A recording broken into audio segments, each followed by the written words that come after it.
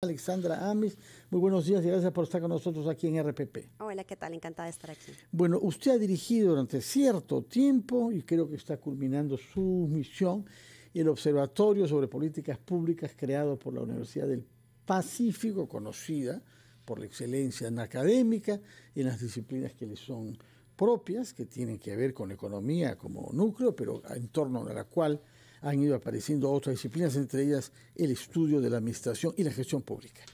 Yo quisiera preguntarle primero sobre un informe que se ha hecho público el día de ayer, aunque ya tiene cierto tiempo, respecto de la calidad de los funcionarios públicos en el Perú. Tengo entendido que se ha hecho por Servir con financiamiento del Banco Interamericano, el BID, y lo que da cuenta es muy alarmante porque una enorme cantidad de los funcionarios públicos no están cualificados para cumplir las funciones que les corresponden.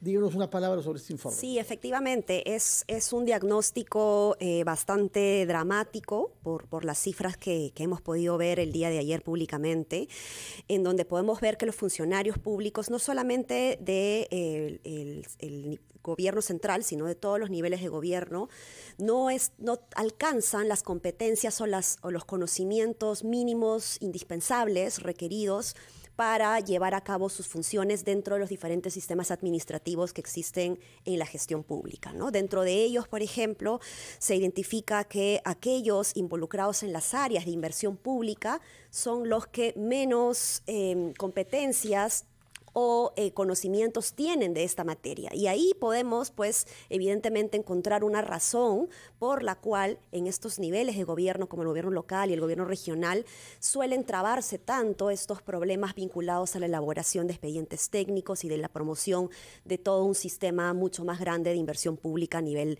país, ¿no? Bueno, y en este contexto nos ha caído naturalmente como un batacazo la noticia de que el semanario de Londres, The Economist, ha degradado la calidad de nuestra democracia, de nuestro sistema político. Y hemos pasado de ser una democracia imperfecta a tener una democracia de régimen híbrido, es decir, híbrido, un poco autoritarismo, un poco democracia. ¿Cómo vive usted y cómo juzgaría los criterios que utiliza The Economist, que recordemos es un semanario de un enorme prestigio, que se vende en muchísimos países del mundo, que existe desde 180 años, con la misma línea, el liberal social? Quisiera que nos diga cómo reacciona la especialista que es usted ante esta noticia de la degradación de nuestra democracia según este semanario británico. No, sin duda esta es otra mala noticia que tenemos que comentar, y este tipo de informes, este tipo de análisis que buscan cuantificar este gran espectro en lo que respecta a la democracia versus autoritarismo, nos ayuda precisamente a los países a entender por dónde vamos, hacia dónde vamos y si nos estamos manteniendo o no en un Estado de Derecho. Y lamentablemente, pues en los últimos años lo que hemos venido viendo frente a las crisis políticas y a la hiperinestabilidad y sobre todo lo maltrecho que hemos tenido de democracia y de gestión pública en el último año, llevan pues a concluir para este estudio que hemos bajado de categoría, ¿no? Esto para aclarar, porque hay muchas personas que veo en redes sociales que están comentando que esto es una noticia que salta a partir de lo que estamos viviendo hoy. Creo que cabe la aclaración de que esto se recoge mediante indicadores de lo que se ha tenido el año pasado, ¿no? Durante el gobierno de Pedro Castillo. Y parte de esos criterios tienen que ver justamente con la eficiencia y la autonomía de la función pública, es decir, de lo que es su tema de estudio. Sí, es la combinación de dos cosas, ¿no? Cómo te aseguras de mantener un Estado de Derecho que funcione, y dentro de esta lógica tú tienes que tener el aseguramiento de la implementación adecuada, la efectividad del gobierno, que no es más que la implementación fluida de las políticas públicas. Y lo que hemos venido teniendo en los últimos años, particularmente el año pasado, y más aún ahora con las protestas y los bloqueos, es precisamente no un bloqueo de carreteras, sino un bloqueo de las políticas públicas, un bloqueo del avance en la gestión pública. Hoy en día tenemos ya una política que se ha reformulado para modernizar el Estado en general, en los 3 niveles de gobierno, que es la política de modernización pública, que se encuentra en este momento paralizada precisamente por la crisis que estamos viviendo hoy, ¿no? Por otra parte, usted ha publicado un artículo donde entra también a aspectos culturales, aspectos mentales, diría, del comportamiento de los actores sociales y habla de la cultura del odio y del daño que eso hace a la gestión pública, por una parte, y al diálogo entre peruanos, al diálogo político, pero al diálogo también a la interacción social, ¿no? Sí, a ver, yo creo que es importante que todos seamos conscientes que en una democracia siempre van a haber diversas ideologías que pueden estar enfrentadas, que pueden ser distintas, siempre y cuando éstas no atenten contra el Estado de Derecho, contra el respeto a los derechos humanos, a la tolerancia e integridad de las personas, ¿no? Entonces, en esa línea, lo que estamos viviendo hoy no es una polarización política en donde hay un enfrentamiento de ideas a nivel de partidos políticos, sino una polarización social en donde hemos empezado a odiar a aquel que piensa distinto a nosotros. Entonces, cuando sucede esto, es que la fragmentación en un país empieza a hacerse mucho más fuerte, mucho más profunda, y de ahí resulta mucho más difícil, mucho más complejo, mucho más tedioso salir de ahí. Es decir, es una paradoja muy triste, ¿no? Porque cuesta mucho construir institucionalidad, pero cuando todavía no hemos alcanzado ese debido fortalecimiento, es muy rápido irnos para atrás y luego recuperar todo este proceso nos va a costar muchísimo trabajo, ¿no? Ahora, las razones que usted ha venido mostrando explican parte del descontento social en nuestro país, parte, porque no hay una explicación única y los analistas y especialistas no están de acuerdo sobre cuál es el origen y las motivaciones reales de quienes de buena fe participan en estas manifestaciones, pero lo que está claro es que muchas de esas expresiones de descontento se han focalizado en cambiar la Constitución. ¿Por qué es que la mala calidad de los servicios públicos, las dificultades que la población encuentra para acceder al agua, a servicios de salud, de educación, a la infraestructura, por qué se da el salto de este descontento real y concreto a esto es culpa de la Constitución, debemos cambiar? Quisiera que usted, como politóloga, nos explique qué explica este salto, y yo le ruego que lo haga después de una pequeña pausa que nos permite escuchar a los anunciantes de RPP. Pública de la Universidad del Pacífico, Alexandra Ames. Y debía usted contestarnos a la pregunta, ¿cómo se da el salto en la cabeza de muchos manifestantes? Hay que presumir que de buena fe muchos de ellos, desde el descontento ante la mala calidad de los servicios públicos a cambiar la Constitución. Uh-huh. Bueno, definitivamente tenemos que reconocer todos los peruanos que existe un descontento social, que existen brechas todavía de desigualdad social, muy fuertes que se han agudizado con la pandemia y que deben ser cerradas. Pero lo que sí me gustaría decirte, Fernando, es que ojalá con un cambio en la Constitución estas cosas cambien. Sabemos desde la gestión pública que esto no necesariamente es así. Ojalá con un cambio de Constitución, ojalá con un artículo nuevo en una Constitución aparezcan mágicamente hospitales funcionando adecuadamente, colegios con infraestructura adecuada, profesores capacitados para enseñar. Y eso no lo asegura necesariamente la Constitución. No soy constitucionalista, no soy abogada, no quisiera entrar en un campo desde esta perspectiva para explicar lo que es la Constitución, pero desde la gestión pública, finalmente lo que es el marco que tenemos como Estado para poder diseñar políticas públicas debajo de ellas. Y dentro de lo que necesitamos para cerrar las brechas precisamente es la movilización, el dinamismo de la gestión pública que lamentablemente se paraliza por estos debates que me parecen en este momento que están estorbando precisamente la reflexión que se necesita a nivel político para tomar decisiones sobre el adecuado diseño de políticas públicas y sobre las reformas que realmente necesitamos para atender esas demandas sociales que son sumamente válidas. Hoy en día, por ejemplo, las demandas giran alrededor de que no hay un Estado que funcione. No hay ninguna constitución que por sí sola logre hacer un Estado que funcione. Se necesitan otras reformas a la interna dentro de la gestión pública para movilizarlas. La mencioné hace un momento, la política de modernización de gestión pública, tenemos que dinamizarla, porque si no tenemos instituciones públicas eficientes, diseñadas con un flujo de procesos orientadas a crear valor público, a entregar este delivery de la política pública, asegurar que llegue a los que más necesitan del Estado, no vamos a tener esto. La otra reforma que se necesita, que es la otra cara de la moneda de la reforma movilizadora del Estado o de cómo hacemos que el Estado funcione, es la reforma del servicio civil. Si no tenemos servidores públicos no solo capacitados, sino que se capaciten permanentemente frente a este mundo cambiante de tiempos de altísima incertidumbre, no vamos a poder estar a la altura, los funcionarios públicos, de implementar estas políticas que los ciudadanos necesitan. Entonces, a mí me gustaría que realmente aquellos que tengan un interés genuino en atender las demandas sociales se puedan concentrar en hacer cómo, a partir de estas dos reformas, podemos realmente empezar a encaminar al Estado hacia la eficiencia y la efectividad. Bueno, las cosas estaban ya mal, como lo ha venido mostrando usted a lo largo de los años, y llegó Pedro Castillo. Y estuvimos durante 16 meses bajo una presidencia que no mostró nunca el menor interés de la eficiencia de los funcionarios públicos. Lo que mostró es casi lo contrario. La utilización de las entidades públicas para colocar a gente de su afinidad personal o política y eliminar funcionarios de calidad, reemplazándolos por personas incondicionales de él, algunos de los cuales, como sabemos, son hoy prófugos de la justicia y han participado en una organización criminal, según la Fiscalía, para asegurar la impunidad de quien los nombró. ¿Qué efectos deja en la situación de nuestra administración pública, que ya era precaria, los 16 meses de Pedro Castillo?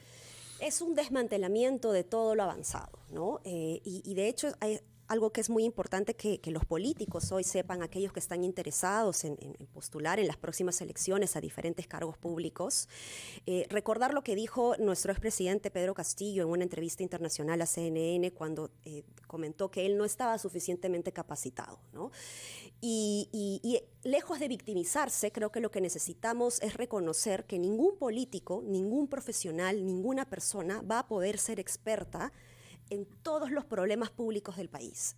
Pero sí existen personas, aquellas que tienen un interés genuino de llevar desarrollo a su país, de llevar progreso a su país, de rodearse de los mejores. Tú necesitas rodearte de los mejores profesionales, como digo, no solamente que ya estén capacitados, sino en capacitación permanente para poder resolver y atender estos problemas públicos que existen. Entonces, cuando tú empiezas a nombrar a los amigos, a los allegados, o empiezas a poner cupos para pagar favores que te ayudaron en la campaña política, lo único que haces, además de ir en contra de tu gestión, es meterte cabe a ti mismo, porque no vas a poder lograr los objetivos que entiendo pues cualquier político quiere lograr para el país, ¿no? Para su territorio. Por supuesto que desde hace cerca de 2 meses estamos expuestos a esta ola de manifestaciones, paros, bloqueos en carreteras, violencias, parte de las cuales han significado incendiar dependencias públicas, con un énfasis particular en el Poder Judicial, pero hemos visto que comisarías también y otras entidades públicas. Esto va naturalmente a agravar la situación del funcionamiento del Estado. Totalmente. Mira, cuando hay protestas, cuando hay bloqueos, y más en la magnitud en la que lo estamos viendo hoy en el país, se perjudican las políticas públicas en 2 niveles. Por un lado, las políticas públicas que ya están diseñadas, que ya están encaminadas y que alcanzan cierta madurez, se ven perjudicadas porque se ralentizan. Y por otro lado, aquellas políticas públicas o reformas que necesitan movilizarse y necesitan del dinamismo político quedan simplemente paralizadas y anuladas porque las cabezas pues están distraídas en atender estas emergencias políticas. Frente a la primera, por ejemplo, podemos decir que ya nos encontramos en el mes de febrero y existe una serie de toma de decisiones a nivel de la gestión pública que se tienen que tomar ya para el buen inicio del año escolar, para asegurar el buen inicio del año escolar. No solamente en el MINEDU, pero el MINEDU ya debería estar trabajando en resolver todo lo que corresponde a mejorar la infraestructura de las escuelas. Sabemos que alrededor del 80% de las escuelas públicas necesitan reparación parcial, total, ¿no? En el país. Entonces deberían poder irse trabajando este tipo de cosas. ¿Dónde están aquellas infraestructuras educativas que necesitan mayor atención? Precisamente en las zonas de bloqueo. ¿cómo llevas a los especialistas a mejorar las infraestructuras en esta época si es que tienes las carreteras bloqueadas?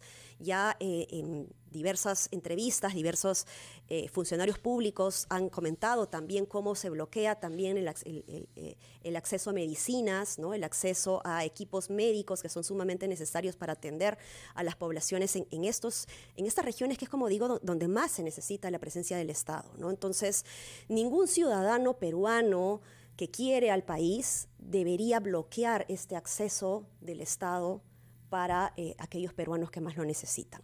Y por otro lado, también debemos comprender de que las políticas públicas no se implementan en el aire por sí solas, sino que hay un dinamismo importante con el mercado, ¿no? Aquellas políticas públicas que buscan, por ejemplo, el progreso de las personas, en la cadena de valor de la política pública existe también el dinamismo del mercado. Por ejemplo, las políticas públicas vinculadas a agrorural, Jacuwiña y todos los programas de desarrollo productivo agrario que están buscando capacitación, se puede seguir atendiendo esto desde el Estado, pero necesitas este otro lugar que es cómo me aseguro de que mi producción, que pude mejorar gracias a los servicios del Estado, pueda venderse efectivamente. Y hoy tenemos en Madre de Dios, por ejemplo, castañas, toneladas de castañas que se están pudriendo, que no pueden exportarse, que ya tienen la cadena logística organizada para que lleguen al Callao y puedan ser exportadas, y las tenemos en este momento pudriéndose. Todos hemos visto cómo litros de leche